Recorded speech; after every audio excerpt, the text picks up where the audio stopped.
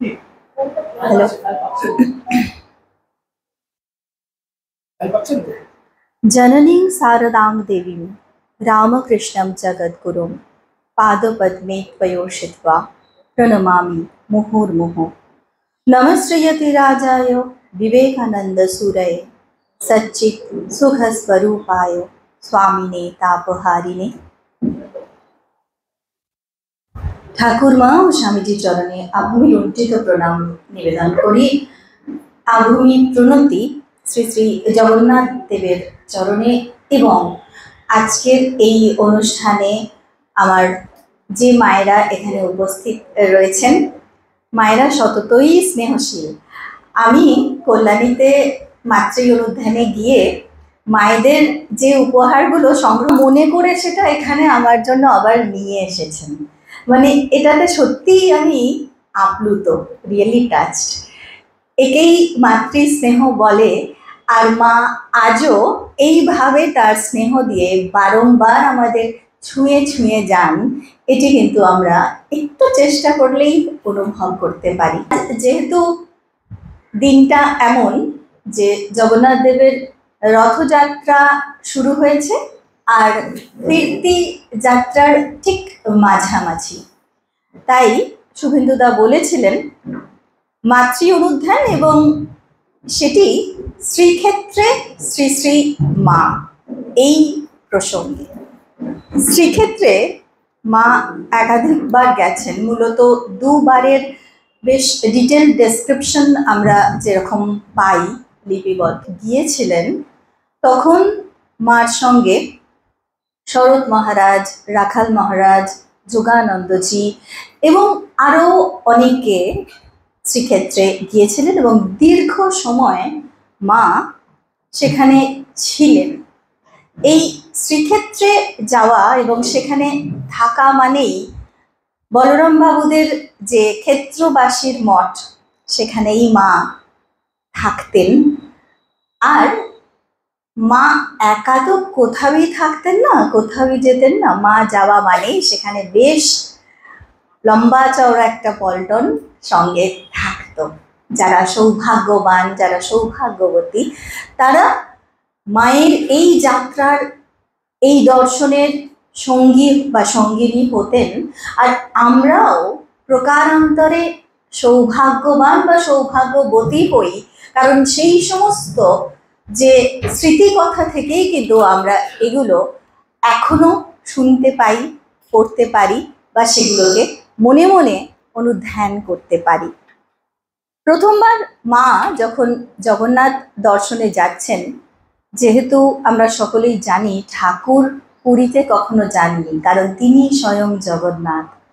মা কোথাও একটা তার মনে হয়েছিল ঠাকুরকে নিয়ে তিনি জগন্নাথ দর্শন করবেন, তাই কাপড়ের মধ্যে করে ঠাকুরের একটি পটচিত্র তিনি নিয়ে গিয়েছিলেন এবং জগন্নাথ দর্শন এইভাবেই হয়েছিল। মা বিশ্বাস করতেন এবং আমাদেরও বলছেন যে ছায়া কায়া সমান, অর্থাৎ তার ছবি সেটি কিন্তু ছবি মাত্র নয়। হয়তো আমরা ভাবছি সেটি ছবি মাত্র, কিন্তু মা বলছেন প্রত্যেকটি ছবি, মাকে এই নিয়ে প্রশ্নও করা হয়েছিল যে প্রত্যেক ছবিতেই কি তিনি আছেন? মা বলছেন আছেন না। যেখানে একটা ছবি বসানো হলো, সেখানে যখন অনেকে সেই ছবির মধ্যেই তাকে পূজা করছে, তাকে ডাকছে, তাকে খুঁজছে, তখন সেটি যেন একটি স্থান, অর্থাৎ স্থান হলো, পবিত্র স্থানে পরিণত হলো। সেই ছবির মধ্যেই তিনি আবির্ভূত হলেন। তাই সেই বিশ্বাসেই মা জগন্নাথ দর্শনে ঠাকুরের ছবিটি সঙ্গে নিয়ে গিয়েছিলেন। এই জগন্নাথ দর্শন বিষয়ে মা এতটাই আবেগ আপ্লুত ছিলেন এবং এতটা বিনয় এই দর্শনের মধ্যে আমরা দেখি। মা সেখানে গেছেন, সমস্ত রকম আয়োজন করা হয়েছে যাতে কোথাও কোনো রকম সমস্যা না তৈরি হয়। মা দর্শন করতে যাবেন, সেই জন্যে যিনি সেখানের পাণ্ডা গোবিন্দ শৃঙ্গেরি, তিনি একটি পালকি ব্যবস্থা করেছেন মা মন্দির পর্যন্ত, যাতে হেঁটে না যেতে হয়। মা কিন্তু রাজি হলেন না। তিনি সেই পান্ডাকে বলছেন, না গোবিন্দ, তুমি সামনে সামনে পথ দেখিয়ে যাবে, আর আমি তোমার পিছনে পিছনে দিনহীন কাঙালিনীর মতো জগন্নাথ দর্শনে যাব। এবং বাস্তবিকই মা ঠিক এইভাবেই পায়ে হেঁটে জগন্নাথ মন্দিরে গেলেন এবং জগন্নাথ দর্শন করলেন। জগন্নাথ দর্শনের পর মায়ের যে উপলব্ধির কথা মা বলছেন, দেখলাম রত্নবেদিতে জগন্নাথ বসে আছেন যেন পুরুষ সিংহ, আর আমি দাসী হয়ে তার সেবা করছি। এর আগেও অরূপানন্দজির সঙ্গে একটি কথোপকথনে মা জগন্নাথ প্রসঙ্গে তার যে অনুভবের কথা সেটি ব্যক্ত করেছেন। অরূপানন্দজি মাকে একদিন জিজ্ঞাসা করছেন যে, আচ্ছা মা, জগন্নাথ কি মূর্তি? মা তখন বলছেন, আমি স্বপ্নে দেখেছিলাম শিব। তখন অরূপানন্দজি বলছেন, সে কি, তুমি তখন এই জগন্নাথ মূর্তি দেখনি? মা বলছেন, না, মায়ের যে স্বপ্ন দর্শন হয়েছিল তার কথা উল্লেখ করে মা বলছেন, আমি দেখলাম শিব, শিবলিঙ্গ, রত্নবেদিতে লক্ষ শালগ্রাম এবং তার উপরে শিবের মূর্তি, লিঙ্গরূপী শিব, আমি এটাই দেখেছিলাম। তারপরেই মা বলছেন, একটা কিছু না থাকলে কি এত লোক আসে? তারপরেই মা যোগ করছেন, সেখানে বিমলা দেবী আছেন না? বিমলা তো দুর্গা, ওটি তো সতীপীঠ, মায়ের নাভি পড়েছে সেখানে, 51 পীঠের একটি পীঠ। বলছেন বিমলা দেবী আছেন না? বিমলা তো দুর্গা, তাহলে দুর্গা থাকলে সেখানে শিব থাকবেন না? তখন আবার অরূপানন্দজি বলছেন, কি জানি, অনেকে বলেন প্রাচীনকালে ওটা নাকি বৌদ্ধদের মন্দির ছিল, ওটা বুদ্ধ মূর্তির কোনো একটা মূর্তি ছিল। পরবর্তীকালে শঙ্করাচার্যরা যখন আসেন তখন সেই বুদ্ধ মূর্তি আবার শিব মূর্তিতে নাকি রূপান্তরিত হয়। তারপর যখন বৈষ্ণব ভাবধারায় আবার প্লাবিত হয় তখন সেই শিব মূর্তিকেই এই বৈষ্ণব জগন্নাথ বলা হয়, এই রকম নাকি শোনা যায়।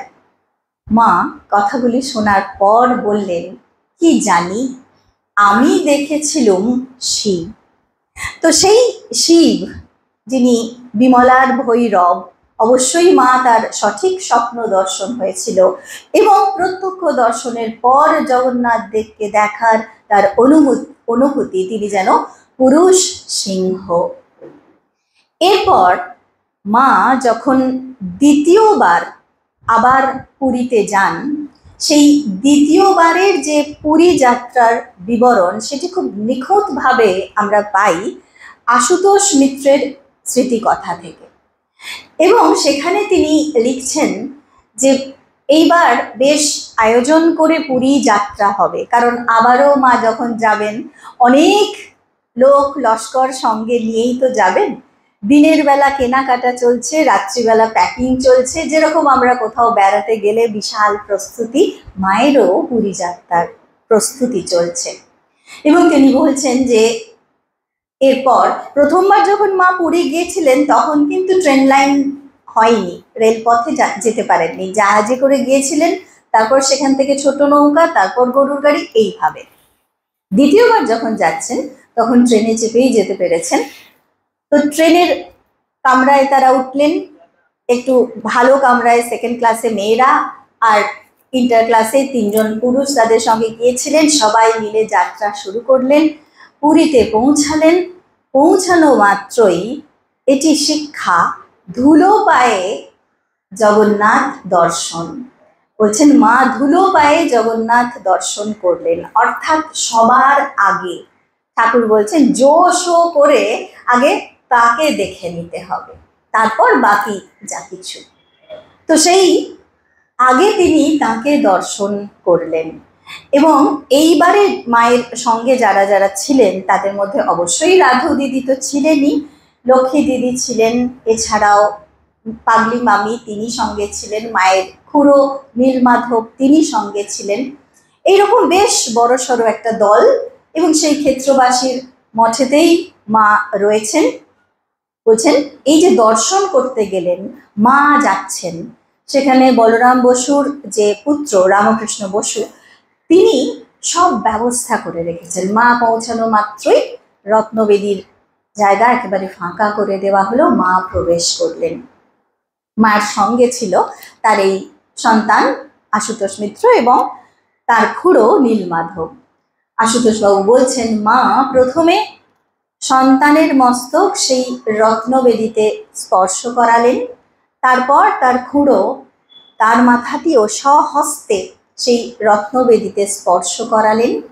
তারপর তিনি সন্তানকে বলছেন গুরু ইষ্ট একত্রে দর্শন করতে হয়। গুরু ইষ্ট এই কথাটি কিন্তু খুবই তাৎপর্যপূর্ণ। অর্থাৎ শ্রী শ্রী মা তার গুরু, আর ওখানে যেই দেব দর্শনটি, যেই দেব বিগ্রহটি অর্থাৎ জগন্নাথ দেব, তিনি ঠাকুর বলছেন আমি জগন্নাথ। অতএব সেই ইষ্ট এবং যিনি তার পথে আমাদের এগিয়ে নিয়ে যাচ্ছেন সেই গুরু রূপী মা সেখানে একত্রে, এই একত্রে গুরু ইষ্ট দর্শন অত্যন্ত সৌভাগ্যজনক একটি ব্যাপার, মা সেটি বলছেন। তারপর আরো বাকি যারা সঙ্গে ছিলেন তারাও দর্শন করলেন। প্রত্যেক দিন মায়ের কাছে জগন্নাথ মন্দিরের যে মহাপ্রসাদ সেটি আসত, আনন্দ করে তারা সকলে খেতেন।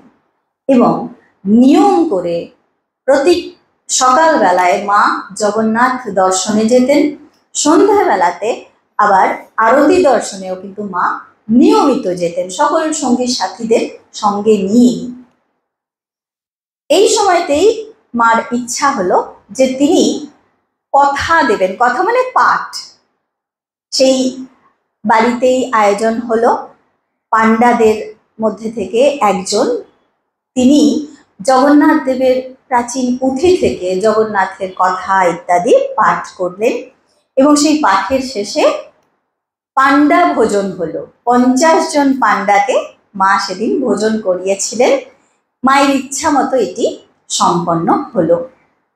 এই সময় একটি ঘটনা, মায়ের এই সময় পায়ে একটি ফোঁড়া হয়েছে এবং সেই ফোঁড়াটি বেশ সাংঘাতিক রকম পেকে গিয়ে মাকে যথেষ্ট যন্ত্রণা দিচ্ছিল, কিন্তু মা কিছুতেই সেটাকে ফাটাতে দিচ্ছেন না, উস্কাতেও দিচ্ছেন না। এবার এই অবস্থাতেই তিনি যাচ্ছেন আসছেন। একদিন যখন তিনি আরতি দর্শন করছেন সেই সময় এমনি ভিড় হয়, তো মাকে, মা যেখানে থাকেন তার চারপাশে কয়েকজন মিলে একটা ওই মানববন্ধনী মতো করে মাকে একটা গার্ড দিয়ে রাখা হয়, যাতে না ভিড়টা এসে মাকে কোনোভাবে বিব্রত করে। তো সেই দিন এতটাই ভিড় যে সেই চাপটা আর সামলাতে পারেননি, এদের হাত ছেড়ে গেছে। মা তখন ভয়ে রীতিমতো চিৎকার করে উঠেছেন। তিনি ভাবছেন ওই ব্যথার জায়গায় তো এবার লেগে যাবে, চিৎকার করে উঠেছেন।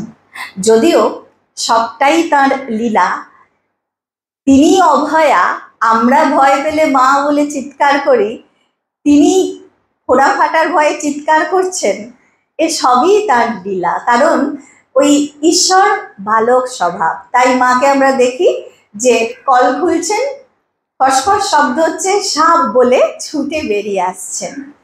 আবার যখন গঙ্গা স্নানে গেছেন, কুমির পা দিতে গিয়ে কুমির পায়ে লাগতে লাগতে চিৎকার করে উঠছেন ভয়ে, ও মা গো কি। তো গৌরীমা বলছেন মা ও মহাদেব তোমার পায়ের স্পর্শ পাবে বলে ওখানে এসে বসে রয়েছে। মা তখন বলছে, তুমি আর ওসব কথা বলুনি, ওসব ঠাট্টা রাখো, আমার প্রাণ বেরিয়ে গিয়েছিল ভয়ে। তখন সঙ্গে সঙ্গে গৌরী মা, তিনি তো মাকে স্বরূপে চেনেন, তাই বলছেন, মা তুমি অভয়া, তোমার আবার ভয়। তো এই মা কিন্তু নরলীলা নরবৎ, তাই সেই লীলাটি সকলকে দেখাতে হবে, তো ওরা ফেটে যাবে সেই ভয়ে মা চিৎকার করেছেন। এই ঘটনাটি এসে বাবুরাম মহারাজকে রিপোর্ট করেছেন যারা সঙ্গীরা। তিনি দেখছেন এটা তো একটা ব্যবস্থা করতে হবে, কিন্তু মাকে বললে বালিকা শুনবেন না কিছুতেই, বালিকা স্বভাব। তো তখন তারা একটা ব্যবস্থা করেছেন যে একজন অল্প বয়সী ডাক্তারকে বলে কয়ে নিয়ে আসা হয়েছে পরদিন সকালেই। মা তো চাদর মুড়ি দিয়ে যেমন বসে আছেন, প্রণাম মায়ের হয়, অনেকেই প্রণাম করতে আসছে, সেই ডাক্তারও এসেছেন এবং প্রণাম করতে করতেই তিনি ফোড়াটাকে চিড়ে দিয়ে মাকে বলছেন, মা আমার অপরাধ নেবেন না, বলেই তিনি বেরিয়ে গেছেন। উপস্থিত যে যারা ছিলেন তাদের মধ্যে দুজন সঙ্গে সঙ্গে মায়ের পাটা টিপে ধরে পুঁচটুচ যা ছিল সব বার করে দিয়েছেন। মা প্রথমটা বিষয়টা বুঝে উঠতে পারেননি, কারণ ঢাকা দেওয়া ছিল, কে যে পাটা ওরকম করে দিল, ডাক্তারের কার্যকলাপ তো তিনি কিছুই দেখতে পাননি। তারপর যখন বুঝতে পেরেছেন তখন সাংঘাতিক ভর্ৎসনা করছেন, এত রেগে গেছেন, স্বাভাবিক, আকস্মিক হলে পরে আরো বেশি লাগে, তো এত রেগে গেছেন, এত ভর্ৎসনা করছেন। তো তখন এই আশুতোষ মিত্র তিনি বলছেন, মা অপরাধ যদি কিছু হয়ে থাকে আমারই, আপনি আমাকে যা অভিসম্পাদ দেওয়ার হয় দিন। মা তো আর অভিসম্পাদ দেবেন না, কিন্তু খুব বকছেন, খুব রেগে গেছেন। তারপর একটু পরেই বলছেন, আগে থেকে নিম পাতা সব ব্যবস্থা করে ফুটিয়ে জল ঠল করে রাখা ছিল, জানতেন তো এটা হবে। তো সেই ফুটানো জল, নিম পাতার জল দিয়ে মায়ের পায়ের ওই ক্ষতস্থানটা ধুয়ে পরিষ্কার করে ব্যান্ডেজ বেঁধে দেওয়া হলো। তখন মা চাদরটা আস্তে করে খুলে পাটা মেলে বসছেন আর বলছেন, আহ খুব আরাম হলো। তারপরেই একটু আগেই যেই সন্তানকে এত ভর্ৎসনা করছিলেন তাকেই চিবুক ধরে আদর করছেন এবং সেই সন্তান তার অনুভবের কথা লিখছেন। সেই ভর্ৎসনা এবং সেই আদর সন্তানের জীবনেও ভোলার মতো নয়, অর্থাৎ সেই ভর্ৎসনাও ভোলার নয়, সেই আদরও বিস্মরণ হওয়ার নয়। যাই হোক, এরপর বেশ কয়েকদিন এইভাবে শুশ্রূষার পর মা মোটামুটি একেবারে ওই রোগটি থেকে মুক্ত হলেন। এরপর মা, অনেকে তো এসেছেনই, কিন্তু দিদিমা আসেননি, কালী মামা এবং আরো কয়েকজন বাকি পড়ে রয়েছে। তিনি এই আশুতোষ মিত্রকেই ডেকে বলছেন যে, তুমি একবার জয়রামবাটি যেতে পারবে? তো ইনি বলছেন, হ্যাঁ মা, কেন পারবো না। তখন চুপি চুপি বলছেন, চুপি চুপি বলার কারণ সেখানে পাগলি মামি রয়েছেন, তিনি যদি জানতে পারেন তো একেবারে কুরুক্ষেত্র হবে। তো আস্তে আস্তে বলছেন, ঠিক আছে তুমি যাও, ওদেরকে নিয়ে আসবে। তিনি চলে গেলেন, গিয়ে জয়রামবাটিতে দিদিমা এবং কালী মামাকে আনার কথা, কিন্তু শুধু তারা নয়, তাদের সঙ্গে কালী মামার শ্বশুর মশাই, কালী মামার স্ত্রী, তার দুই ছেলে এবং একজন প্রতিবেশী, তার নাম সীতারাম, তিনিও বলছেন যে আমিও যাব। তো ঠিক আছে, সবাই মিলে মোটামুটি দল করে তারা যাত্রা করলেন। এই আসার সময়ে আবার গরুর গাড়িতে করে যে পথটা আসছেন সেই সময়ের আবার একটি ঘটনা, যে দিদিমা যে গাড়িতে ছিলেন, আরো কয়েকজনও সেই গাড়িতে ছিলেন, তো একটা রাস্তাতে মোড় বাঁকছে, বাঁকতে গিয়ে রাত্রিবেলাতেই কিছু বুঝতে পারেননি, হয়তো গর্ত টর্ত ছিল, গাড়ি উল্টে গেছে। তো সেই সীতারাম পড়েছে দিদিমার উপরে, তার উপরে সেই দুই ছেলে সহ, মেজমামি সহ, এবং সবাই চিৎকার, বিশেষত দিদিমা মরে গেলুম করে চিৎকার করে। তো ইনি বলছেন, দিদিমার চিৎকার শুনে বিশেষত তাড়াতাড়ি করে ছুটে গিয়ে কোনো মতে দিদিমাকে কিন্তু অক্ষত বার করে বললাম যে, দিদিমা তোমাকে কি মরতে দিতে পারি, মা যে কাঁদবেন। তো তাকে অক্ষত শরীরে বার করে তারপর পৌঁছালেন, কিন্তু পৌঁছে সেখানে তো আবার আর এক প্রলয়ের অপেক্ষা করছে। সেটি হচ্ছে আমাদের মামিমা। তিনি যখন এর আগে জিজ্ঞাসা করছেন দু একবার যে ছেলেটি গেল কোথায়, আশু, কেউ কোনো উত্তর দেয়নি। তো এখন যখন আশুর সঙ্গে এরাও সব এসেছে, তো তিনি বুঝে গেছেন যে এদেরকে আনতেই মা পাঠিয়েছিল। তিনি তখন বলছেন, এত রেগে গিয়ে মেজাজ সপ্তমে মায়ের মুখের কাছে হাত পা নেড়ে গ্রাম্য ভাষায় ছড়া কেটে যাচ্ছে তাই করে মাকে বলছেন। মা খুব শান্ত হয়ে শুধু বলছেন, আচ্ছা আমি কি শুধু তোকে নিয়েই থাকবো, ওরা কি আমার কেউ নয়? এইগুলি সবই কিন্তু শিক্ষা। সেখানে পুরীতে গেছেন মা, সেখানে একটা তীর্থ ভ্রমণে রয়েছেন, কিন্তু সংসার সেখানেও আমাদের পিছু ছাড়ে না।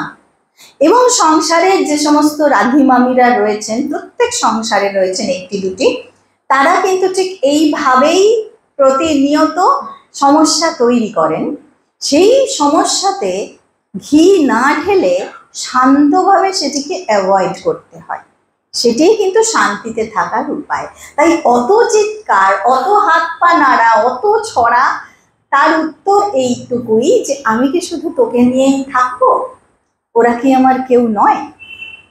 এখানে এই আমাদের আশুতোষ মিত্র স্মৃতিকথাতে লেখা রয়েছে যে শুধু কালীমামা এবং তার স্ত্রী এসেছিলেন, কিন্তু অক্ষয় চৈতন্য যে বইটি লিখেছেন আরেকটি, শ্রী শ্রী সারদা দেবী, তাতে কিন্তু উল্লেখ আছে যে এই সময়ে বরদা মামার স্ত্রী অর্থাৎ মায়ের যত জায়েরা, যত ভাজেরা ছিলেন আর কি, সবাই এসে উপস্থিত হয়েছিলেন, কেউ বাকি ছিলেন না। তো তাকে আসতে দেখে সেই ইন্দুমতি দেবী আরো ক্রুদ্ধা হয়েছিলেন, এই সুরবালা অর্থাৎ পাগলি মামি।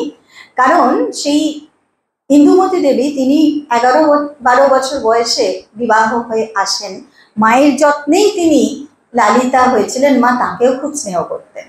সেই কারণে তার শ্লেষ ছিল, তাকে বলতেন ভালো যা, ভালো ভাজ।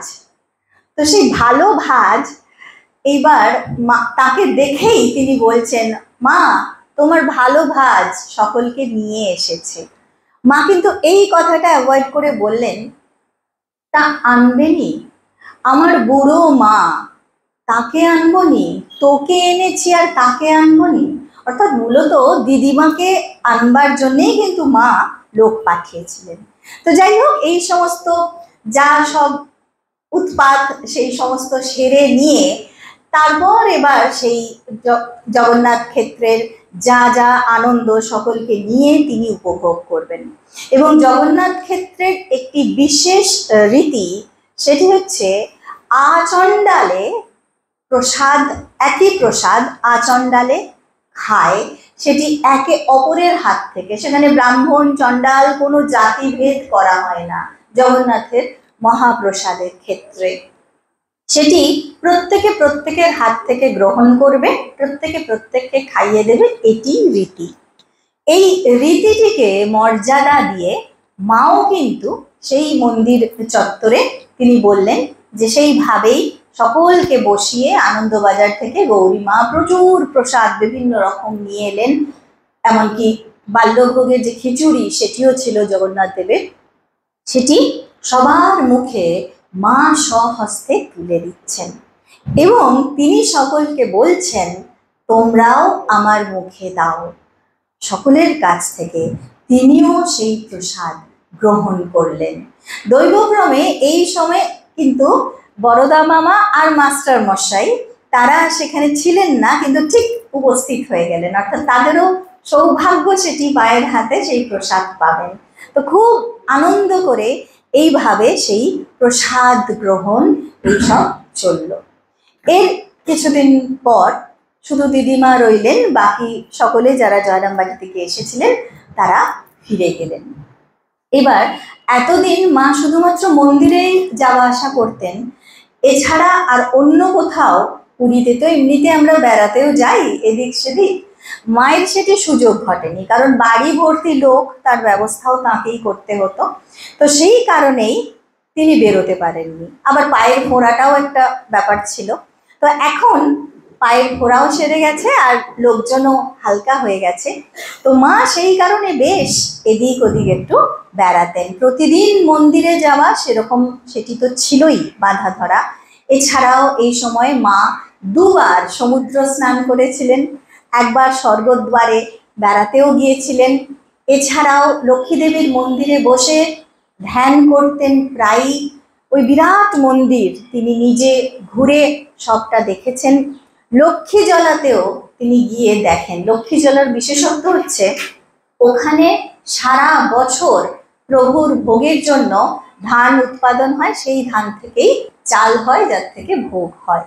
তো সেই লক্ষ্মী জলাও মা দর্শন করেন। আরেকটি দর্শনীয় হচ্ছে জগন্নাথ দেবের যে রন্ধনশালা, সেটিও মা দর্শন করেন এবং খুব আনন্দেই সকলকে নিয়ে খুব আনন্দে যারা ছিলেন দিন কাটতে থাকে। এই সময় বলছেন শেষের দিকে পুরী নিবাসের মায়ের শরীরও বেশ ভালো হয়ে গিয়েছিল, যার ফলে তিনি খোঁজে থাকতেন, খুব গল্প গাছাও করতেন। বলছেন এই গল্প করতে করতে একদিন তিনি স্বামীজির প্রসঙ্গ তোলেন, স্বামীজির সেই দুর্গা পূজার প্রসঙ্গ দিয়ে বলছেন যে নরেনের কি গুরু ভক্তি, দুর্গা পূজা করলে বললে মার নামে সংকল্প হবে, আমরা সব কোপনিধারী, আমাদের ধারে আমাদের নামে হবে না।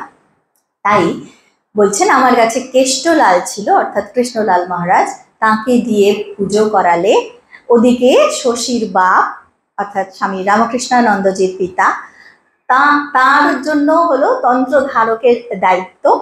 বলছেন এইভাবে সেই সময়ে নীলাম্বরের বাড়িতে আমাকে এনে কদিন রাখলে, খুব সুন্দর করে সেই দুর্গা পূজার ব্যবস্থা করলে। এবং প্রায় সময় মা খুব গল্পের মধ্যে সবাইকে আনন্দে রাখতেন দেখে একদিন মাস্টারমশাইয়ের স্ত্রী মাকে বলছেন, মাকে এইভাবে তো দেখেন না এত ভালো মানে জোভিয়াল মুডে, তো সেটা দেখে বলছেন মা তুমি এত ঠাট্টা তামাশাও করতে জানো? মা তখন বলছেন আমাকে আর কি দেখছো, ঠাকুরকে তো দেখেছো, তার কথা তো থামতেই চাইতো না, এত কথাও তিনি জানতেন।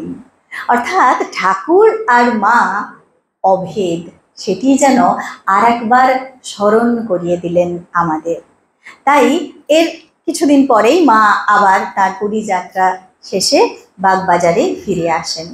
তো এই যে পুরী শ্রীক্ষেত্র, সেখানে শ্রী শ্রী মায়ের সঙ্গে সঙ্গে আমাদেরও মানস ভ্রমণ হয়ে গেল, তাও এই রথের পুণ্য সময়ে। তো সেই রথ সম্পর্কে বলতে গেলে আমাদের এটি মনে রাখতে হবে যে রথ আসলে কি। বলা হচ্ছে যে আমাদের এই শরীরটিই হচ্ছে রথ, উপনিষদে বলছেন যে আমাদের শরীরটি হচ্ছে রথ, আর তাতে আমাদের যে জীবাত্মা সেটি হচ্ছে রথী, আর আমাদের বুদ্ধি হচ্ছে সারথী, আর মন হচ্ছে সেই লাগাম। তাই সেই মন রূপ লাগামটি ঠিক রাখতে হবে যদি এই শরীর রূপ রথকে জীবাত্মা ঠিক মতো চালাতে চায়। কারণ মনেতেই বদ্ধ, মনেতেই মুক্ত। ঠাকুর বলছেন সেই শুদ্ধ মনেই শুদ্ধ আত্মার প্রকাশ। একটি কথা খুব প্রচলিত রয়েছে রথের সময়, যেই এত ভিড় হয়, বলছে রথারূঢ় অবস্থায় জগন্নাথ দেখলে রথে চ বামনম দৃষ্ট্বা পুনর্জন্ম না বিদ্যতে, যদি রথে চড়া অবস্থায় জগন্নাথ দর্শন হয় তাহলে নাকি আর পুনর্জন্ম হয় না। তো সেই আকাঙ্ক্ষাতে ও লক্ষ লক্ষ লোক রথারূঢ় সেই জগন্নাথ দেবকে দর্শন করতে যান। তো সত্যিই কি তাই? এত লক্ষ লক্ষ লোক মুক্ত হয়ে যাবেন? মা কি বলছেন? বলছেন যোগিন মা বলছেন একদিন লক্ষ্মী দেবীর মন্দিরে আমরা বসে ধ্যান করছি, মাও পাশে বসে আছেন। তো আমি তখন মনে ভাবছি যে এই যে এত লোক জগন্নাথকে দর্শন করছে রথে বসা অবস্থায়, তাহলে এই লক্ষ লক্ষ লোক কেমন মুক্ত হয়ে যাবে। সঙ্গে সঙ্গে তিনি যেন শুনতে পেলেন কেউ একজন বলছেন না, সকলে মুক্ত হবে না, যারা কেবল বাসনা শূন্য তারাই মুক্ত হবে। যোগীন মা এই কথাটি যখন মাকে বলছেন, মা বলছেন তার নিজের কথাও। হ্যাঁ, আমিও সেইটি মনে করেছিলাম যে আহা, এত লক্ষ লক্ষ লোক জগন্নাথ দেখছে, সব কেমন মুক্ত হয়ে যাবে।